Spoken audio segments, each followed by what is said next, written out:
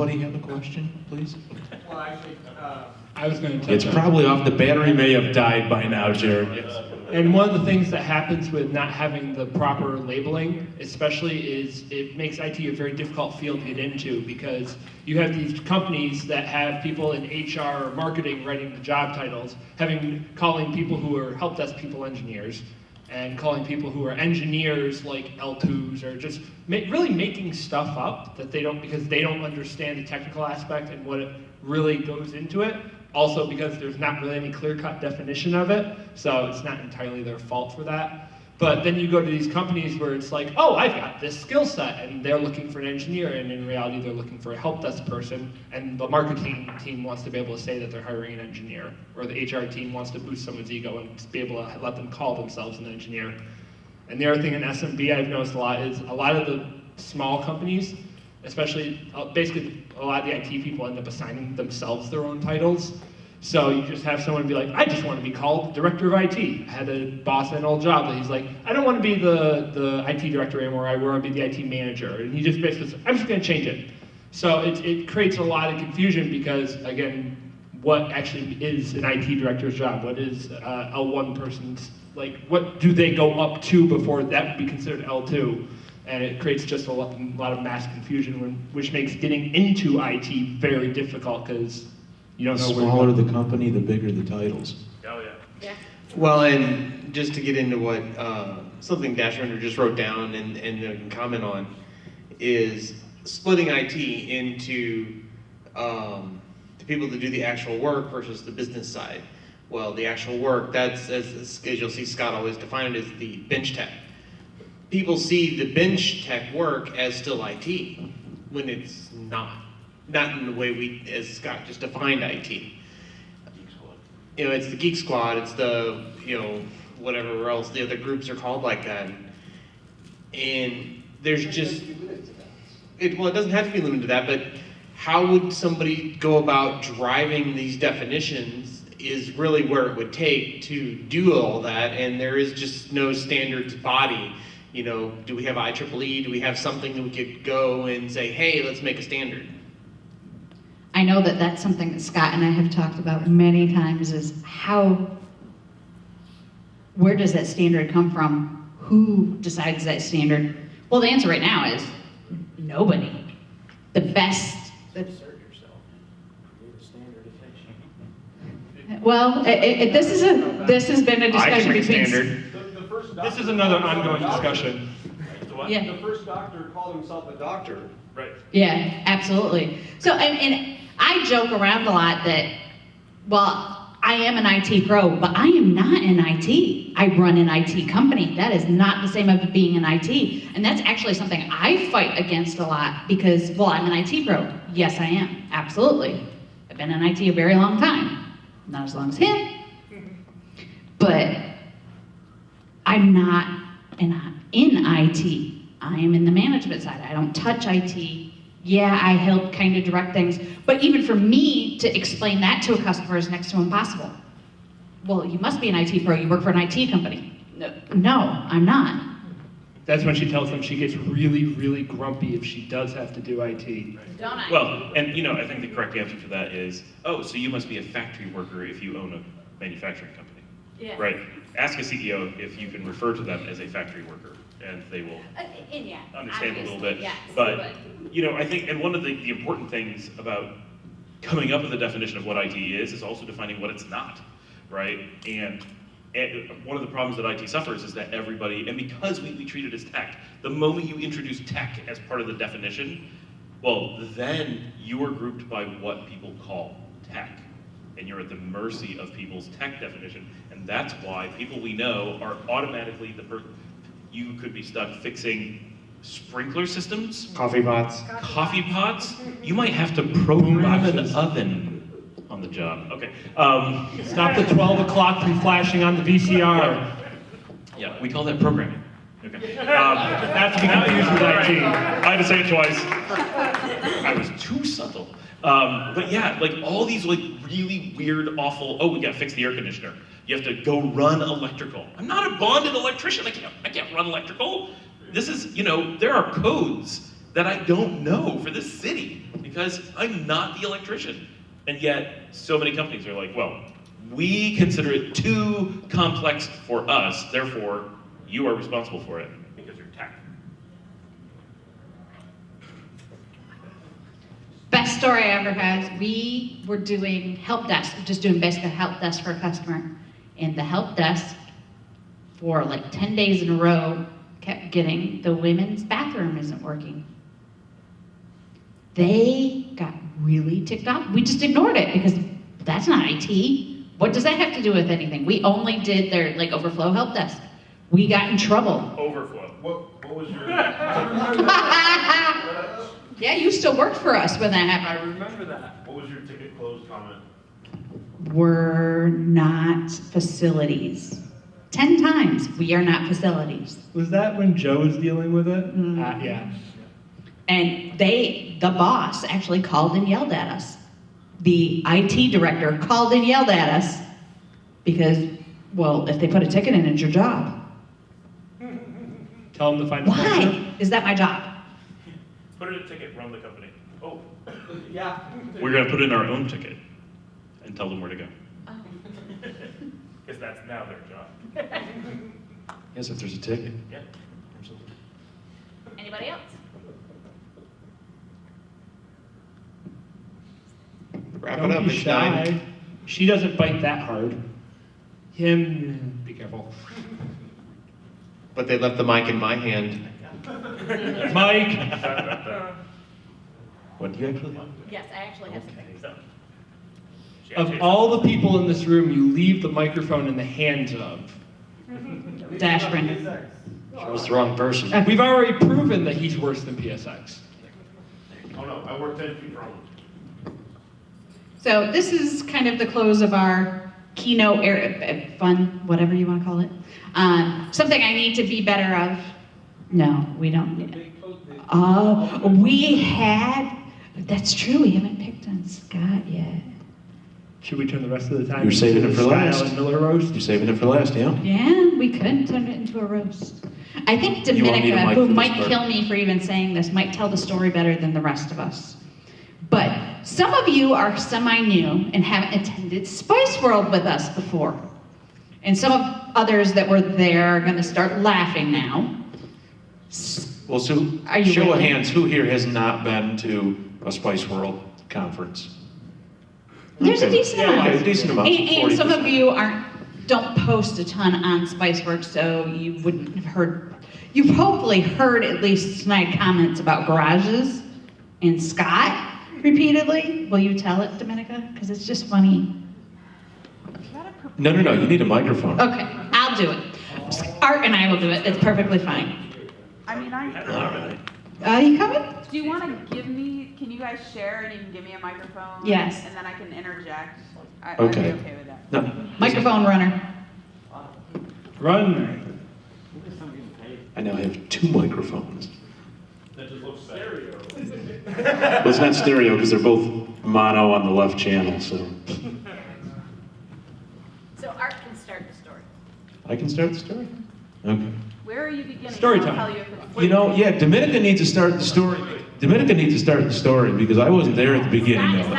And Scott has used his allotted time for talking with a microphone.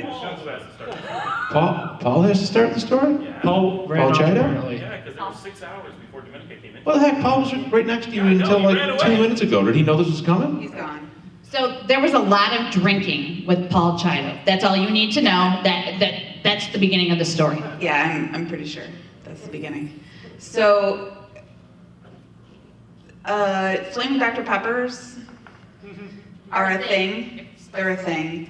And they're a beer with a shot of amaretto and a on fire Bacardi 151. And so they're kind of our thing.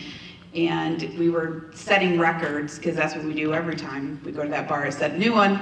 And there were a whole bunch of these very alcohol-filled drinks on the bar. And for some reason, Scott decided, after a day of drinking, that it was his responsibility to finish every one that was left on the bar. How many were left on the bar? 10. 10. Mind you, each of these drinks is what, about 2.5 drinks per one? 3? Full beer, full shot of Amaretto, and a full shot of... They don't use a full bottle of beer in each of them. So 2 shots. It's a of pint. beer. It's a pint. That's a full beer. American pint.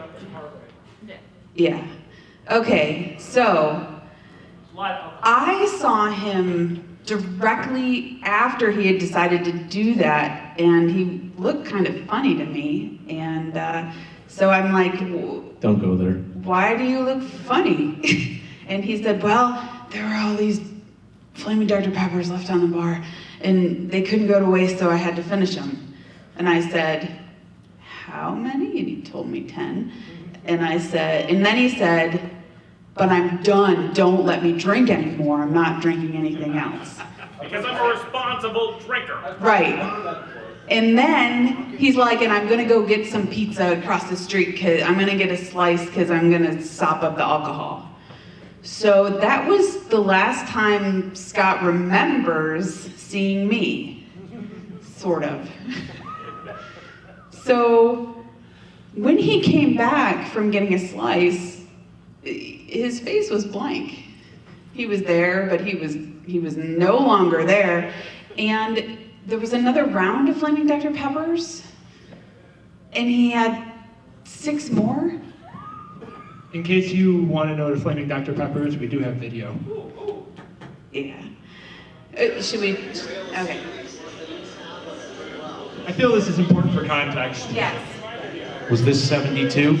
This is a video I recorded Oh, 56. from 2015, because this was 56. The current record stands at 64 or 62. I thought, Yeah. last year we had 62. There's Scott. Yeah, we had like 72 last year. 3 rows of 24. I apologize for the shaky. I've been trying to hold my arms up like this because I'm the designated guy, tall guy in back.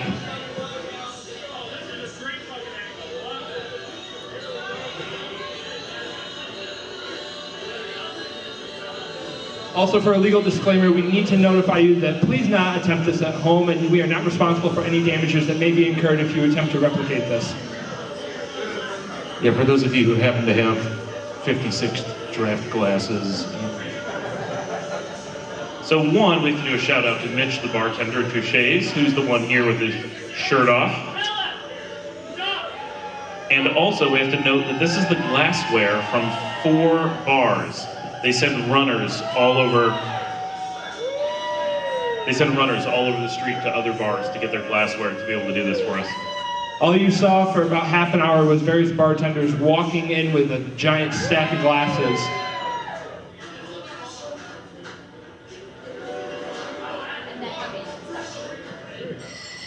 Okay, so that was the interesting part. So it's a tradition. Okay, so I hang out with my friends. I don't really keep track of Scott when we do stuff because we have our own friends. So I wasn't really paying attention, and I didn't know that he had had 6 more Flaming Dr. Peppers after he told me he wasn't going to drink anymore. And I had quite a few. And we moved to a different bar, and we had shots of Jameson, which I normally sip. And I believe I had 2. And then we closed down the bar. And, oh, Scott had 3. 3! After his Big, like, doubles. It's a good thing he was done drinking. 9 drinks before Yes, that. yeah. So we go outside because we get, we close down the bar and the bouncer kicks us out. And I see a friend that I met 2 Spice Worlds before that I hadn't seen. And he goes, Domenica! And I go, Rob! And then I started talking to him. So about 5 minutes into the conversation, I realize that I don't see Scott anymore. And at one point, I saw him out of the corner of my eye. He was sitting on the curb. And when I looked back, 5 minutes later, he was gone. And I said, did anybody see where Scott went? Because he was sitting right there, and he was really, really drunk. And nobody had seen him. So somebody suggested that I bartender, or the bouncer from the bar we just left. And so I said, I had a picture of him. Hello. And I said, have you seen this guy? And he said, yeah, I saw that guy 10 minutes ago. He was sitting over there. And Take this mic, give it to her. okay. What's the crap? We'll make Scott use it. Sure, now Paul's here, now that his part of the story is over. Oh, Jesus. Yeah, you missed it. Where were you when we needed you, Paul? Okay, so the bouncer says, yeah, I saw that guy 5-10 minutes ago. He was sitting over there on the curb and some cops came up to him and then they arrested him. And I said, what? So at this point, I'm starting to internally panic because number one, I have lost him and I know that he's really drunk because I saw him and he was like his blank eyes. And also, I realized that I am the drunkest that I have ever been in my entire life. And I have lost my husband. And apparently he got arrested. So I start to panic a little bit, and the friends that I was with said, well, there's all those cops over there, because in Austin, 6th Street, where the bar district is, there's friendly cops in their cute little like shorts and t-shirt kind of uniforms, and they're all, they stand around in groups, but they're all smiling and friendly. And so they're like, go talk to them. And I said, okay. Because I just realized I'm the drunkest I've ever been in my entire life, and I have to go talk to 5 cops. And I have to walk over to them because they're across the street. So I very carefully walk across the street and I say, have you seen this guy? He walked away, I lost him. And somebody said that they saw him being arrested. And one of the cops goes, yeah, I saw that guy 5-10 minutes ago. He looked fine, he was walking that way. And I said, oh. So as I'm walking across the street, the panic sets in because I'm the drunkest I've ever been in my entire life. I lost Scott, and he's wandering somewhere around Austin, blackout drunk. And an important thing is he has to sleep with a CPAP because if he doesn't, he could die if he falls asleep somewhere.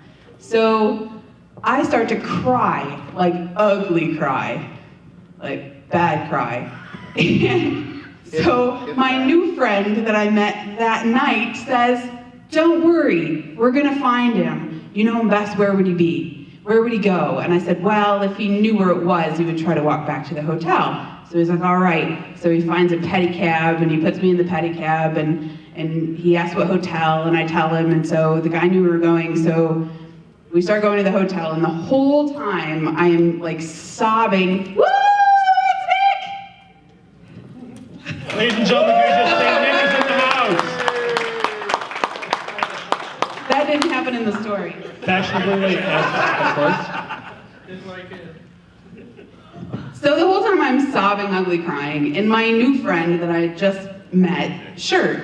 So we get to my hotel, and he's like, go ask the front desk if they've seen him. So I say to the front desk, I've lost my husband. He might have come through here. Have you seen him? And I show them the picture, and they go, oh yeah, we saw that guy 5-10 minutes ago. He went in the elevator and he went upstairs. So I say, okay.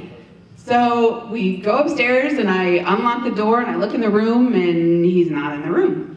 He's not in the tub. I look behind the bathroom door, we look under the beds, and he's not in the room. So then I start crying again. I calm down and then I start crying again. So then my friend says, all right, don't worry because we're gonna search the hotel floor by floor.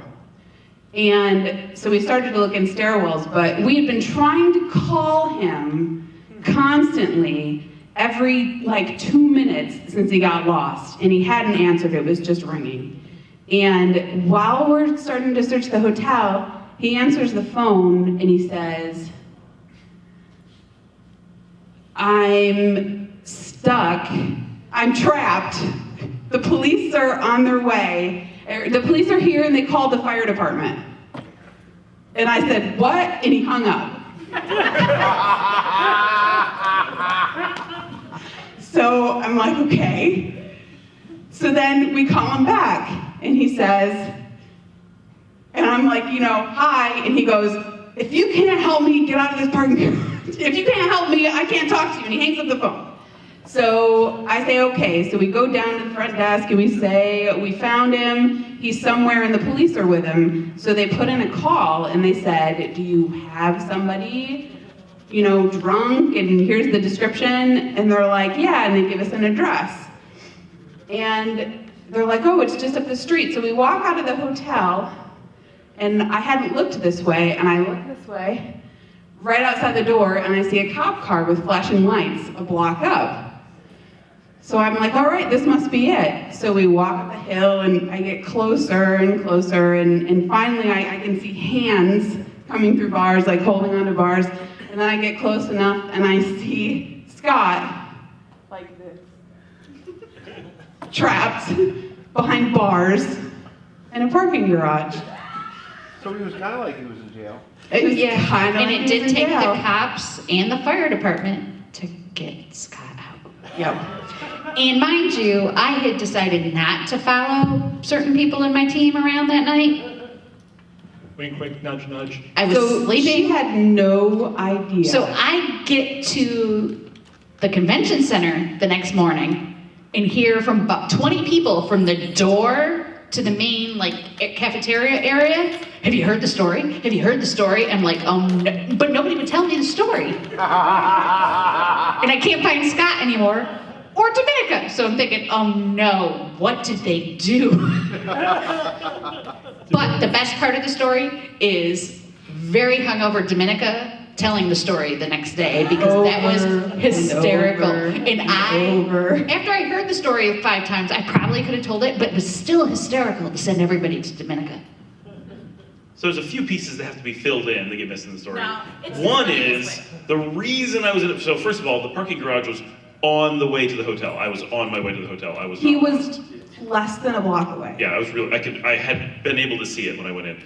What had happened was some woman came up to me on the street and asked me to help her find her car in this parking garage. So I Because did. the glassy-eyed, blackout, drunk guy seemed like the person to help her find her car. I was the most competent blackout drunk she could find. And so I went in, I helped her get in her car, and she drove out of the parking garage, and as she drove out, the barrier came down. And because she was driving, she was much faster than me, and I was walking and I watched, and I don't know that. She made it out of the garage. But she had a car, you see. But so the barrier came down, and I'm like, well, okay. But I wasn't too worried because they're not allowed to lock you in. There has to be a fire exit. So I went up to the fire exit, and it was a wall. It was a pretend door. So I ran around, and they were all pretend doors. I mean, there's only like 2 or 3. And so I was really trapped. Like, there was a thing, and the doors don't move. They don't go anywhere. So I was hanging on the bars of my cell in the hopes of alerting somebody to what was going on. And, oh, there's the back. And luckily, at about 3 o'clock in the morning, someone I recognized wandered by, and I got their attention. I'm like, hey, you have to help me. And he came, it was Marty, for those who know him, and he came and finally got the police, because I was unable to get the police for hours. I was locked in there, and no one could find me. So that's what triggered getting the police, and then the police had to be convinced, and then the fire department finally came. They're the ones who could actually open the gate, and the fire department was then going to leave, and Marty's like, whoa, no. You're going to inspect this place right now. And they gave him a hard time, but they finally did inspect it and admitted that there was no way out. I was actually locked in. All the fire doors were actually fake. So somebody actually got in a lot of trouble. So what makes it even funnier though is the next morning, Dominica waking me up and me being like, because I didn't know I was in Austin at that point. I had no idea where I was. I had lost the night before. It was a sheer panic that I didn't know where I was.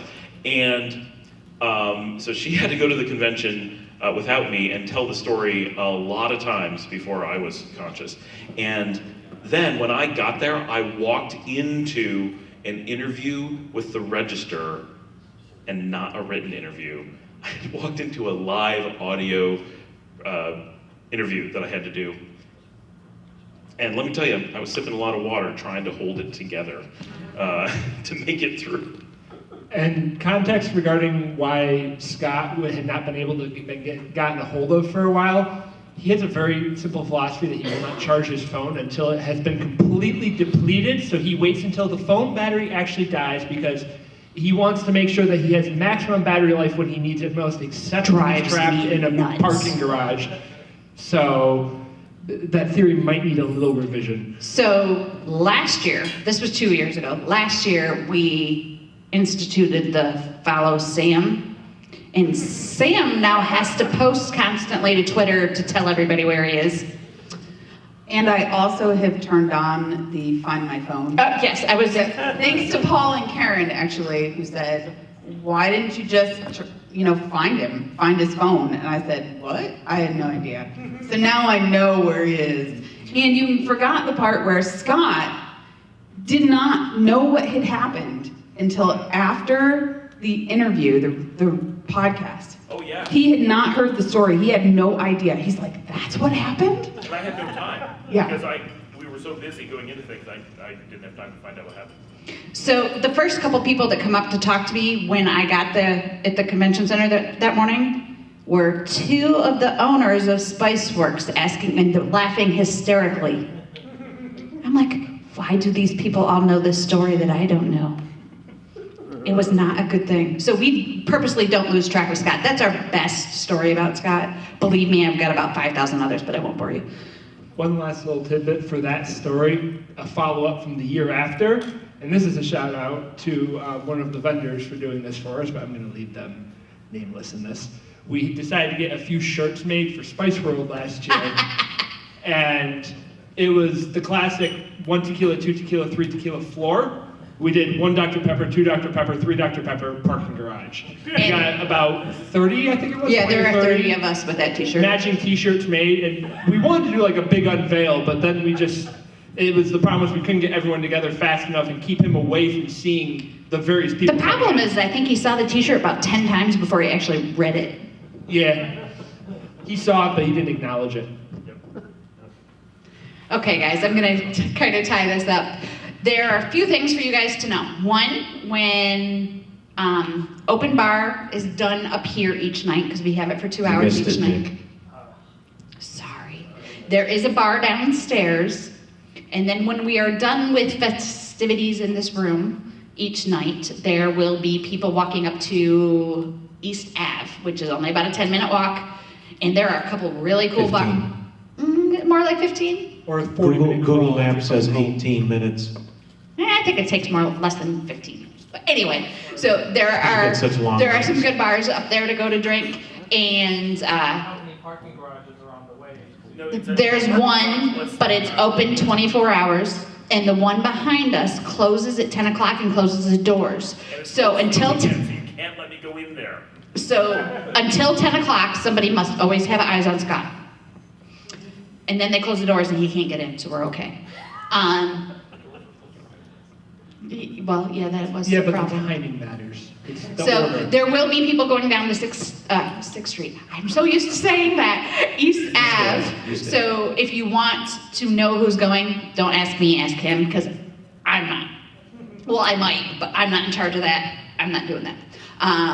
Tomorrow morning, breakfast again is from 8 until 10. There will be breakfast out. Things start at 9 o'clock. Actual things start at 9 o'clock. This room over here is a lounge room. You guys can only get to it from inside of here, but there's couches and lots of tables and stuff in there. There's also some charging stations in that room there and some tables for you guys to work at. I know that people are gonna need to step out and handle your day jobs, that all of us have to do that. My whole team is gonna be working off and on. Please feel free to, don't feel bad if you have to do that. There are a few breaks if you see the schedules that are on the registration table built throughout the day so that you get some time to do stuff as well. If you have any questions, Jenny is back there. Most of you know her. She is the person that's the go-to to answer questions, because if you ask me, you'll probably get a blank look at this point. the amount of work that's gone into planning this, I'm tired. Can we take a moment and give a round of applause for Jenny and the Minion Queen for planning all this for us? Thank you, guys. And obviously, Scott and Art, poor Art, 2 weeks ago found out he now had to do all sound and help me out with video because the person And I've back had to down. live with her for the last year as she's planned this.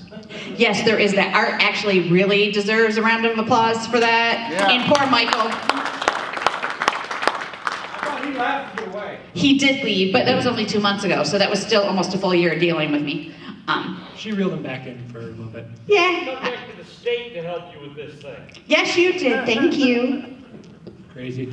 It's because you love me. So if you have any questions, though, please feel free to ask Jenny. Dominica is also able to help answer questions. Again, you will get a blank stare from me.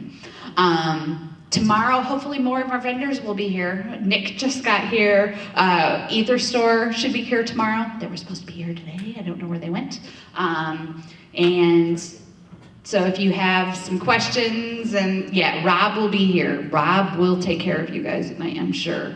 Rob is half the reason why Scott ended up so drunk in the first place. I didn't name any names. But he's also the supplier of the pedicab. Yes, this is true. Rob is awesome. If you have time to drink with Rob, do it. But also, Beware. a tip, drink lots of water tomorrow, all day long. Don't get yourself totally drunk tonight. Because tomorrow night you'll do it on somebody else's dime. We're looking at you, the drunk table. Uh-huh. And don't keep up with Scott. It's just a bad idea. I really don't want to have to explain to anybody's wife or boss why you're at the hospital with alcohol poisoning. Please don't do that to me. I'm bringing Birch next year. Okay. As the late night activity coordinator, we have two basic options tonight. Tonight's a little bit of a lighter evening. One option is we just go downstairs because it's close and it's easy, but that's kind of boring also. But I hear it's pretty nice, so that's an It option. is a very nice bar downstairs, is it not? It is. Yep. Quiet. It's But quiet. it's quiet, which is It nice. won't be once you're there, but Right. yeah. Yes. Yeah, we can change that. It's all about the paper.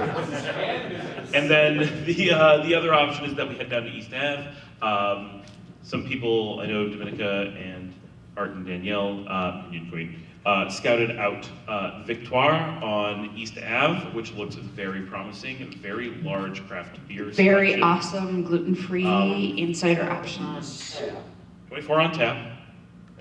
And it's a 48 total, because there's a bunch of bottled stuff. It's a nice looking venue, it's a nice looking location, it's in a really nice A district. lot of places to sit. There's a number of bars on both sides. Right, we'd have some. And unlike 6th Street, you will not stick to anything. And there is enough room for you to actually walk in the bars. Yep. So can we just give a quick show of hands, how many people want to stay here versus how many people want to go to East Ave? And if you don't plan to go to either, one, shame on you, and two, don't vote. So for those who want to stay here, can I see, okay, well, I've got a couple quiets. A few. And how many are for East Ave and more of a party scene? Not really party scene, but Okay. it's, So- I think that's East Ave wins, but it's Tell not you by what, a huge margin. we'll split the difference. You guys, see you later. Well, that's the question. Do we want to split, or if Do you we wanna all split, stay together? we'll- Yeah, Let's I get have a feeling together. everyone seemed kind of sheepish in both directions. I think. Yeah. I mean, obviously, you're welcome to stay behind if you really want to. Raise their hand for each one of them. Right, so it's right. not like we really wanted to do it. Yes, Paul. It's like about a 15-minute wall. Yeah, it's a 15-minute walk. There, so it's gonna be 30 minutes out back. Give me 30 minutes back. Well, no, it's. Out We and back. verified there's no parking garage. It should be only a little bit more back. If you're not gonna stay out the whole. Yeah, it is. I mean, most of us flew in today. Yeah.